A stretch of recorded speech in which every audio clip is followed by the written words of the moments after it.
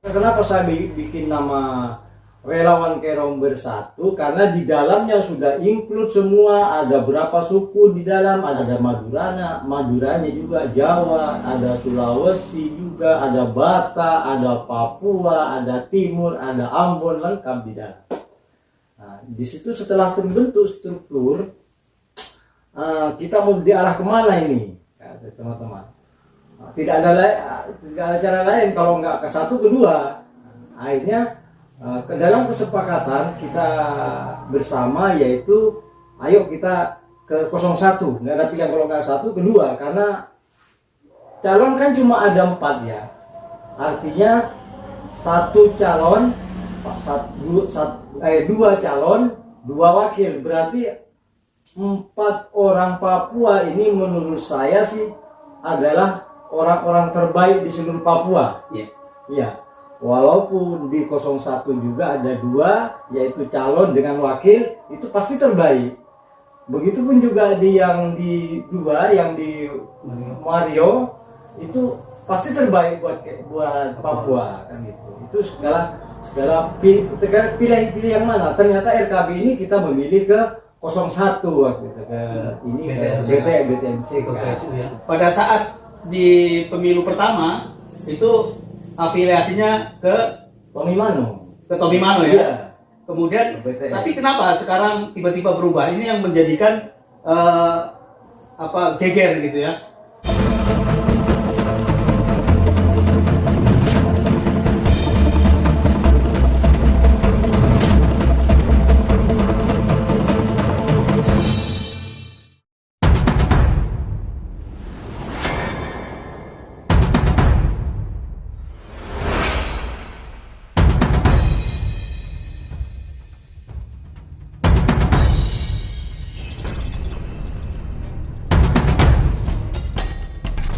Selamat sore, Assalamualaikum warahmatullahi wabarakatuh. Saya MT Sofikan, pemandu acara podcast The Kopis. Bersama Pokok Terkini, saya akan berbincang-bincang berkaitan dengan politik di Kabupaten Kerom, khususnya dan Papua pada umumnya.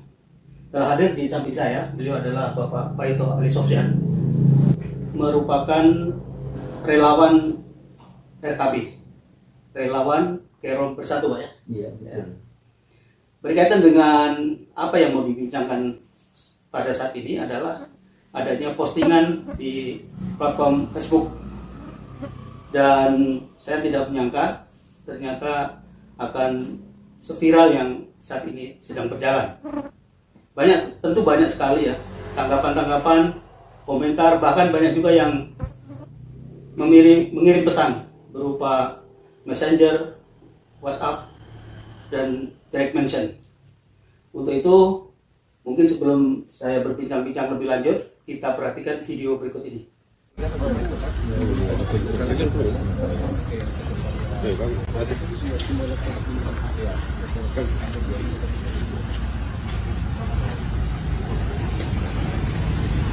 Hari ini secara resmi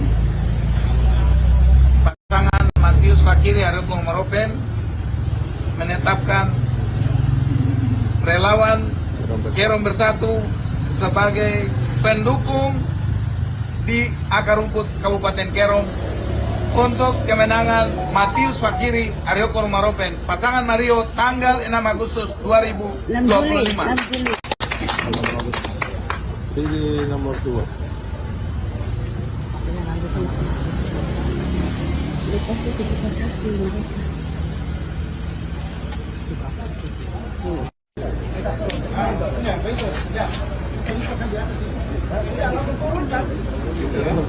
kasih Ambil di bawah.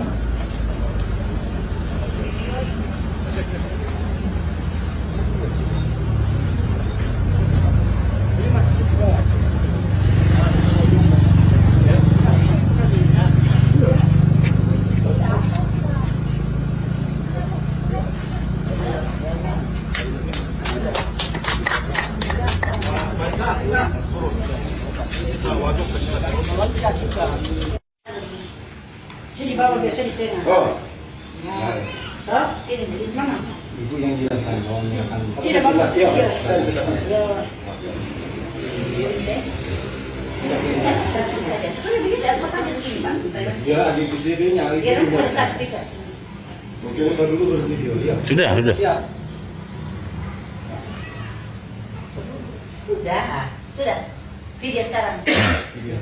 Ini kami dari Direktorat Relawan menyerahkan SK dari relawan RKB Karen. Terima kasih. Saya hari ini pada tanggal berapa ya, Bu ya? 18. Pada tanggal 17 telah menerima SK dari Bapak Gubernur BTM. Mudah-mudahan SK ini bermanfaat bagi RKB.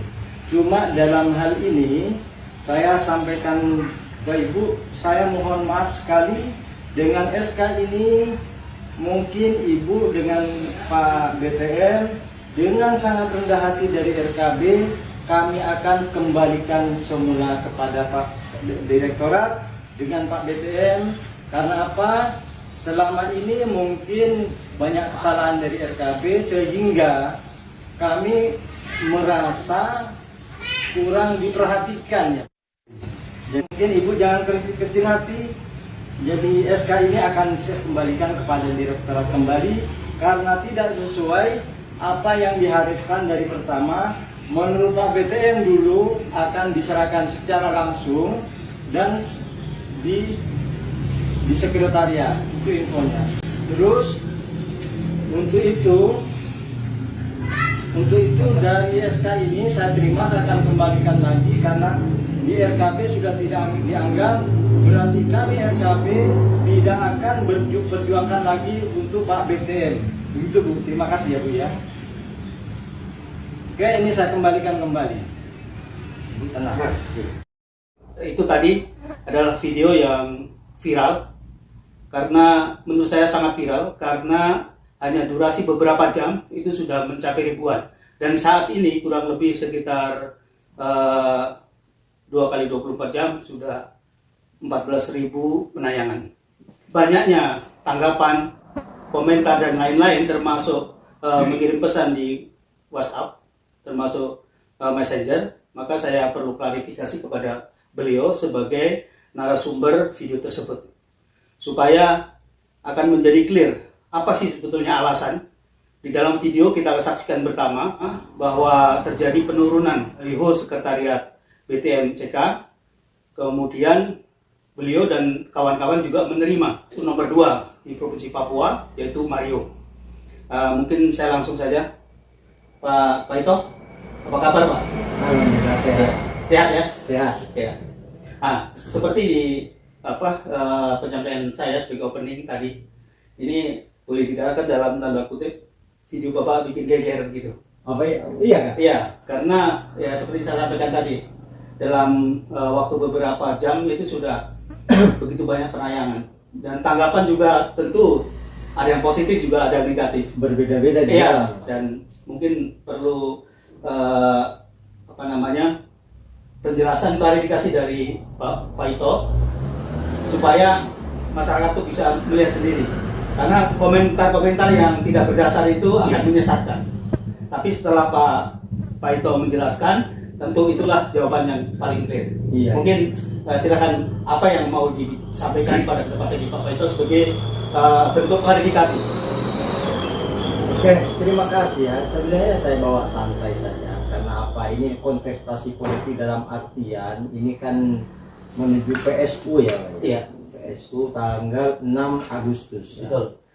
Kami sebagai ketua Relawan Keren Bersatu RKB terbentuk yaitu setelah setelah Pilkada 2024 itu saya buat organisasi yang bernama Relawan Keren Bersatu, yaitu RKB. Dalam artian waktu itu di dalamnya ada orangnya PSM waktu itu Pak ya. Artinya memang satu pengurus saya kebanyakan 90% yaitu pengurusnya orangnya PSM di dalamnya sampai strukturnya.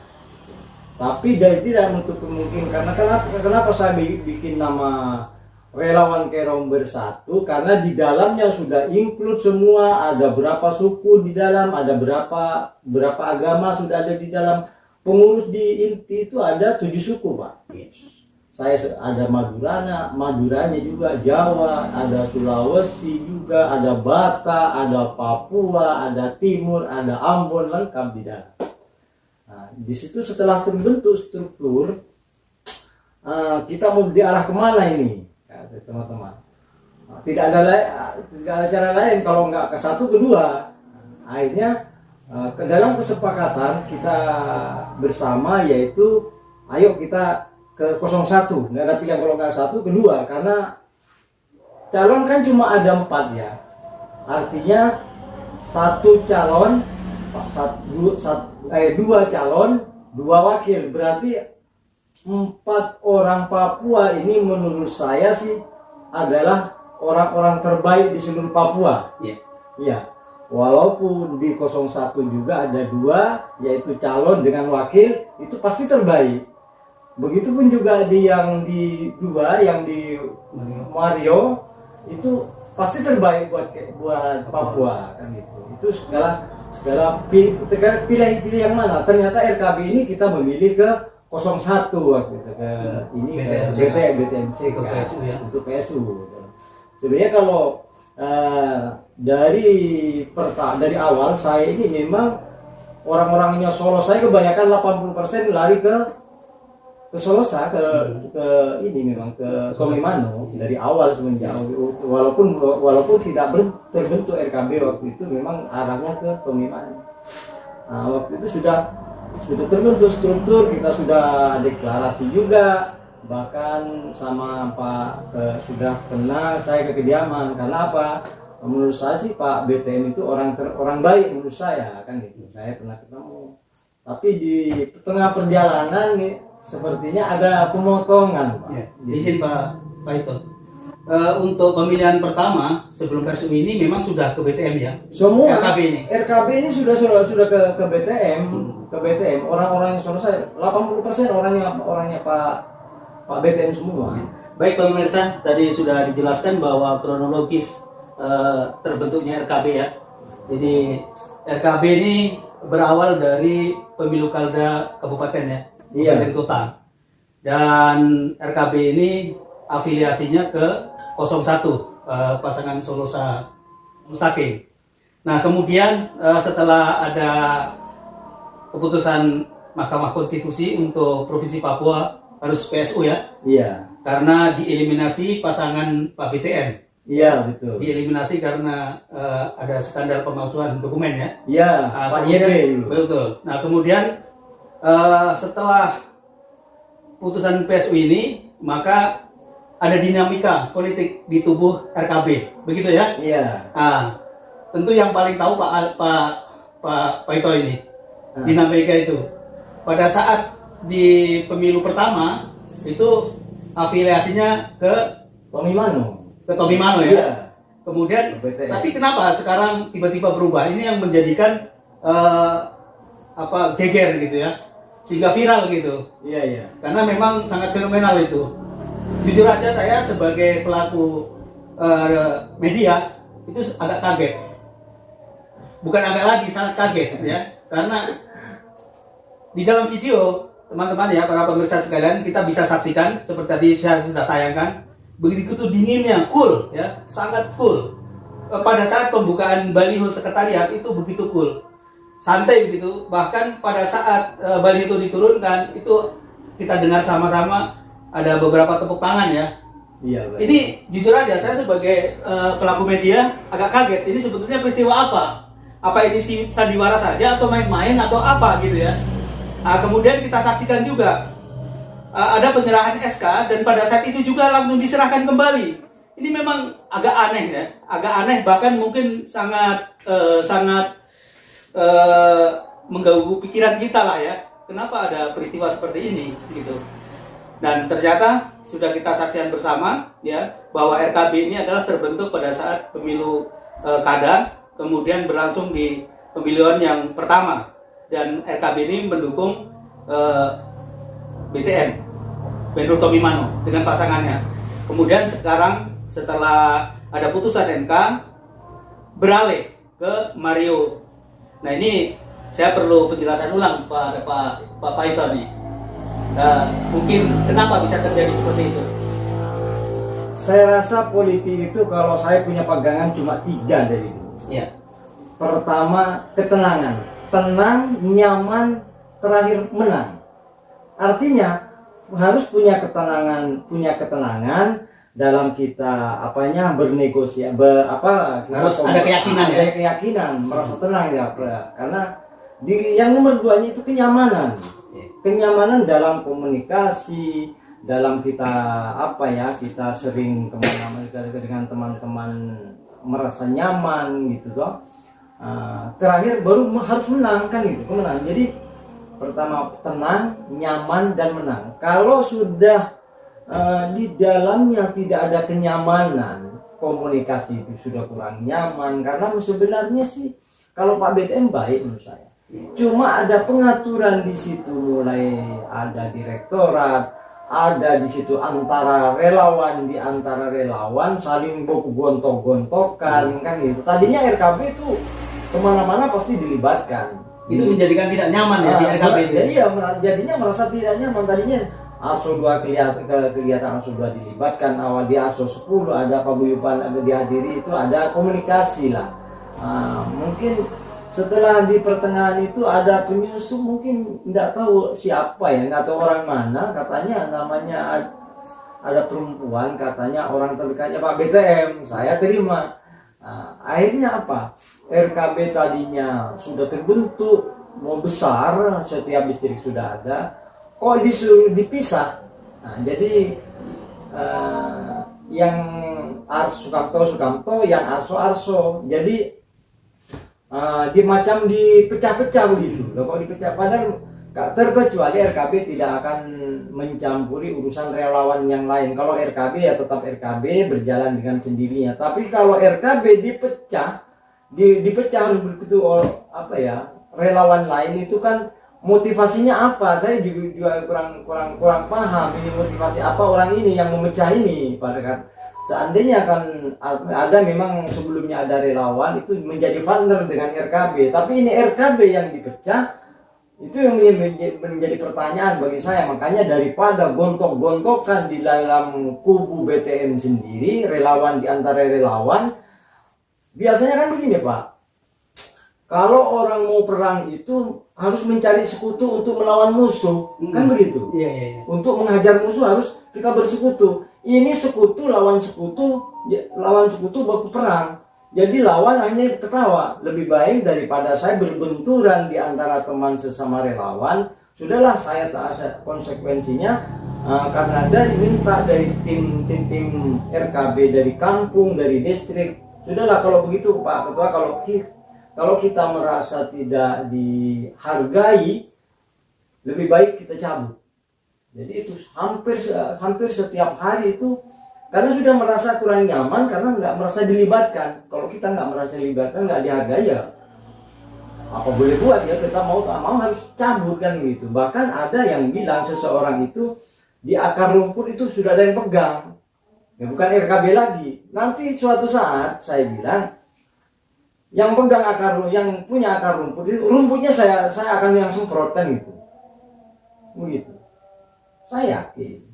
Saya punya keyakinan karena jadi bukan nggak ada skenario tidak ada. Saya sebelumnya tidak ada, dan saya RKB itu Pak tidak terkait dan tidak punya beban moral ke kandidat manapun, mau ke Pak BTM mau ke Pak Pakiri, nggak ada terlibat karena saya masih membiayai sendiri, sampai saat ini membiayai sendiri.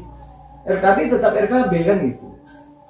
Jadi tidak ada tidak ada beban moral, tidak pernah terima uang juga dari mana-mana kok. Mau dari BTN tidak, kas RKB tetap dari kas RKB ada sampai sekarang. Jadi intinya mengacu ke tenangan karena mau bekerja ya. Iya, harus tenang. Jadi pada saat di dalamnya semacam timbul hiruk pikuk, RKB menghindari itu. Menghindari itu daripada pilih yang tidak, milih yang nyaman. Oh ini yang di sini mungkin mengalir. Terkait tadi ada yang postingan ada sampean tanya tadi, SK terima dikembalikan seolah-olah di settingin. Kita kan manusiawi Pak. Yang datang ke rumah, yang datang ke saya itu manusia juga. Artinya persahabatan jangan sampai pecah gara-gara politik kan sesaat. Karena persahabatan itu lama. Itu kan kenal-kenal teman semua Pak yang datang menyerahkan itu. Sebenarnya dulunya sih sangat berbeda sih. Waktu itu kandidat akan datang sendiri, kumpulkan seluruh elemen RKB dari kampung dan distrik, akan menyerahkan secara langsung. Tapi BTN ya? Iya, Pak BTN sendiri akan menyerahkan secara langsung. Tiba-tiba cuma dititipkan oleh hanya suruhan ke sini, perwakilan direktorat, itu pun bukan ketuanya, kan itu. Cuma artinya dia pegang mandat lah untuk Kerom kan itu. Saya lagi sakit, dia serahkan ke saya, ya saya terima. Teman-teman bahkan dia bilang terima langsung robek, langsung buang gitu. Tapi saya secara manusiawi kan nggak boleh kan gitu, menghargai seseorang supaya kita juga akan suatu saat dihargai, nggak boleh langsung dibuang saja, tidak seperti itu. Jadi bukan settingan, tidak, kalau nggak saya robek waktu itu, tapi kan tidak boleh lagi, itu kan manusia juga kan gitu. Baik Pak Ito, kita sama-sama mendengarkan penjelasan dari Pak Ito tadi ya. Tetapi tadi disebutkan karena ada dinamika dalam tanda kutip kekisruhan ya di dalam tim BTN berkaitan dengan dinamika. Iya, RKB ya. Iya. Nah, pasti tidak serta-merta atau ujuk-ujuk lah gitu, tidak serta-merta begitu. Iya. Ini pemikiran Pak Ito sebagai ketua RKB atau ada kesepakatan nih dengan anggota pengurus RKB berkaitan dengan pindahnya dukungan ini dari BTM ke Mario ini? Saya rasa begini Pak, saya hanya sebagai pimpinan ya. RKB ini bukan milik saya, bukan miliknya saya hanya sebagai ketua, saya Pak Ito itu sebagai ketua. Tapi RKB ini milik pengurus RKB, di dalamnya lengkap struktur itu, mulai penasehat, ada sekretaris di situ, ada juga tim penanggung jawab bagian distrik, bagian kampung juga ada.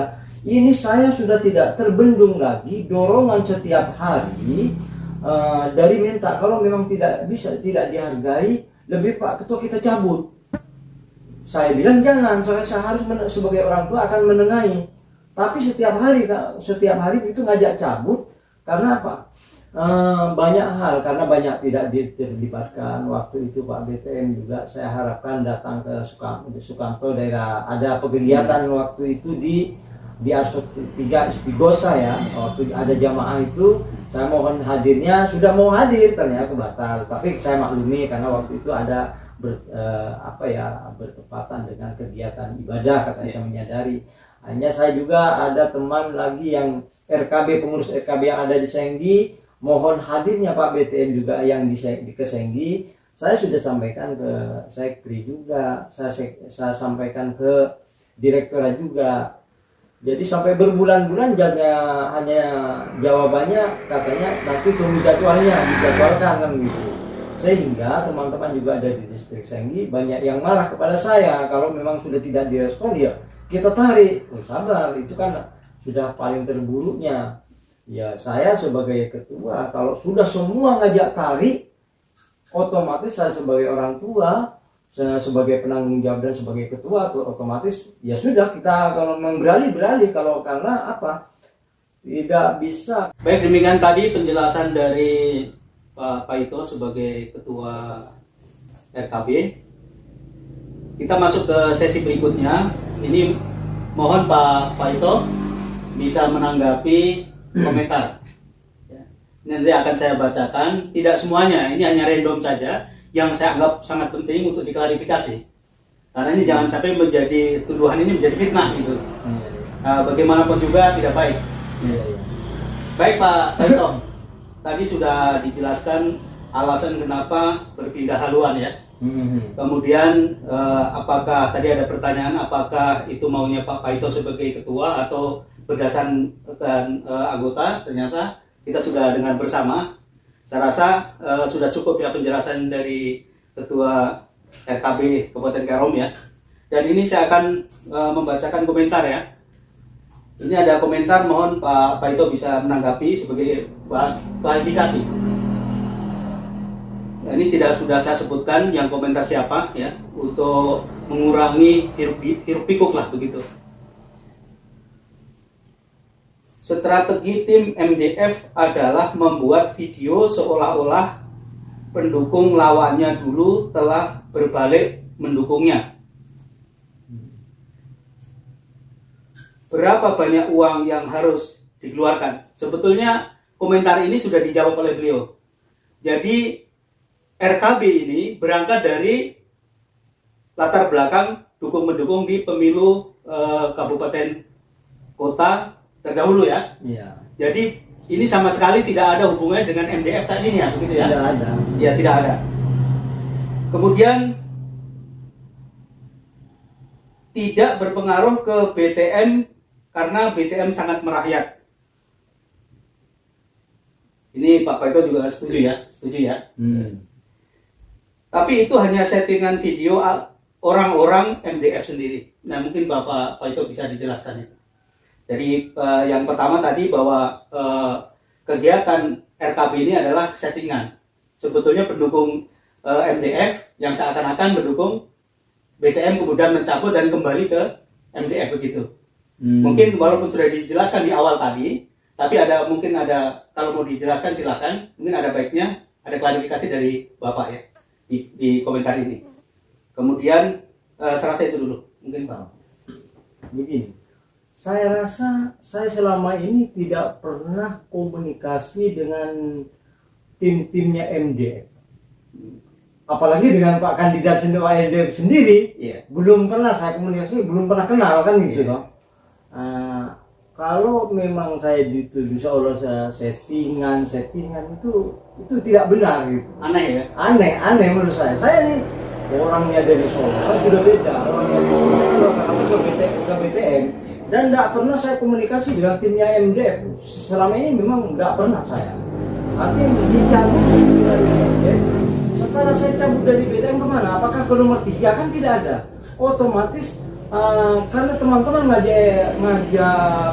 ngajak cabut dukungan, mau cabut dukungan apakah diam, vakum, apakah nyoblos? Kan tidak, kan harus nyoblos. Namanya masyarakat Indonesia yang baik, artinya kan harus mencoblos. Salah satunya alternatif yaitu harus lari ke MDF, ke nomor 2 kan itu.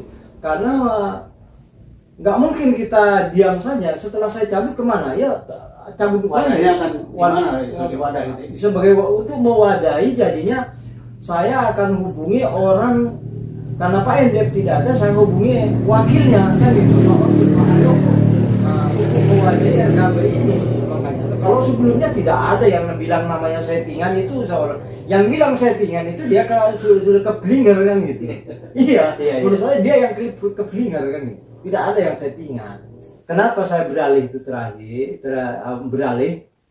Yang alasan bagi saya yang menyentuh di hati itu, setiap Pak MDF itu setiap kampanye menyejukkan begitu lah. Artinya diterima di semua pihak Pak, maupun putra daerah seluruh Papua dan non Papua, Nusantara ini. Di sebelah timnya itu seolah-olah menyerang terus, kayaknya nggak cocok bagi RKB gitu. Kalau MDF itu setiap komen, setiap kampanye itu selalu mendinginkan rakyat, mendinginkan pemilihnya. Makanya dari situ ini cocok buat RKB, buat kita pendukung untuk seluruh rakyat seluruh Papua. Karena apa? Setahu saya di setiap pemilu mana yang penyerang itu pasti kalah. Yang diserang itu rata-rata menang Pak. Jokowi itu diserang mati-matian 2 periode itu menang terus. Prabowo kemarin diserang sama Anies, kalah yang nyerang. Ini Pak PG, kita serang dulu. Saya yang tukang penyerang Pak, menang Pak. Kali ini tuh Mario kan diserang, tapi Mario pernah menyerang balik? Tidak. Santun, setiap kampanye ke lapangan itu santun, mengajak masyarakat. Disitulah, bukan hanya bilang tapi saya ready, terus saya Nusantara buang kemana, kan di situ. Disitulah merasa cocok, akhirnya saya beralih ke MDF. Itulah. Artinya kesepakatan teman-teman ya. Ini kesepakatan teman-teman, ayo kita beralih, mari. Saya akhirnya sebagai ketua penanggung jawab, kita beralih dan saya akan berjuang semaksimal mungkin untuk MDF sampai menang, kan gitu Pak. Tanggal 6. Saya akan berjuang penuh untuk di Kerom. Insya Allah 80% Pak. Kan tidak mungkin bicara 100%, tidak mungkin. Pasti ada pengurus di situ. Pasti kalau untuk Kerom jangan diragukan. Saya akan dari relawan ini akan berjuang dan partai sudah cukup. Saya rasa penambahan dari RKB ini tidak akan tinggal diam sebagai pendobrak di akar rumput Pak. Terus sebenarnya untuk BTM kan. Baik, demikian tadi klarifikasi dari Pak Ketua RKB. Jadi jelas ya, ini murni aspirasi, bukan settingan, begitu ya? Iya, asli. Kemudian di sini ada juga yang saya harus tanggapi, ada ini mungkin personal ke pribadi ya. Ini ada teman yang dulu sama-sama di RKB ya. Komentarnya begini, bukan tokoh bos, merasa dirinya tokoh, kelas RT saja. Ini bagaimana? Jadi Pak Paito ini sebagai ketua RKB ini hanya kelas RT saja. Ini mungkin ada tanggapan Pak? Kalau dibilang saya sebagai tokoh hanya kelas RT, ngapain sewot ke saya, kan gitu toh? Iya. Berarti meranggap saya ini pengaruh. Iya. Berarti yang kalau saya nggak dianggap hanya tidak berpengaruh tingkat RT, ya jangan sewot, kan gitu. Iya. Karena mungkin dianggap hantu, merasa ketakutan, berarti seolah-olah saya tingkat RT, padahal tidak. Itu saya tahu orangnya. Dia itu dulu saya pernah ke rumahnya. Saya bilang dia pendiri ikut ke RW. Enggak pernah sama sekali rapat ke saya, tidak ada. Saya anggap bukan RKB dia. Orang RKB itu sering rapat di sekretariat, sering komunikasi. Tapi memang beda karakter dia dengan saya, kan itu. Karakternya dia saya pernah saya datang, mari dia saya berikan tanggung jawab di daerah distrik Arso, dia memilih sendiri, saya bagi bagian Arso saya Pak Kaito. Oh saya oke, harus menang ya untuk BTM ya. Tapi dia bilang harus kumpulkan dulu setiap kampung, kumpulkan dulu setiap distrik, rapat macam di kepala rapat di balai desa, macam pemilihan kepala desa begitu toh, baru dirapatkan. Biayanya dari mana? Kalau begitu harus datang ke BTM minta operasional. Harus kalau memang tidak punya uang jangan nyalon. Begitu.